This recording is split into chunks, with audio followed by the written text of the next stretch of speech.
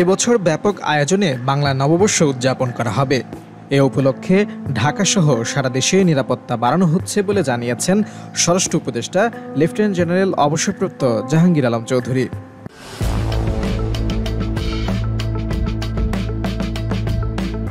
মঙ্গলবার সচিবালয়ে স্বরাষ্ট্র মন্ত্রণালয়ের সভাকক্ষে এক সংবাদ সম্মেলনে কথা বলেন তিনি।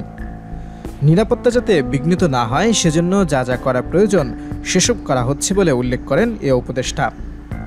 অন্তর্বর্তী সরকারের ৮ মাসে আইন শৃঙ্খলা নিয়ে আপনি কতটা সন্তুষ্ট এমন প্রশ্নের উত্তরে স্বরাষ্ট্র উপদেষ্টা বলেন, আপনারা যতটুকু সন্তুষ্ট আমিও ততটুকু সন্তুষ্ট। বাটাসহ বিভিন্ন বিদেশি কোম্পানির দোকানে ভাঙচুর হয়েছে, নিরাপত্তা বিঘ্নিত হচ্ছে। এসব দোকানের সামনে নিরাপত্তা বাড়ানো হবে কি না এমন প্রশ্নের উত্তরে তিনি বলেন, সারা দেশের নিরাপত্তা নিশ্চিত করা আমার দায়িত্ব। যারা এসব ঘটিয়েছে তাদের বিরুদ্ধে ব্যবস্থা নেওয়া হবে।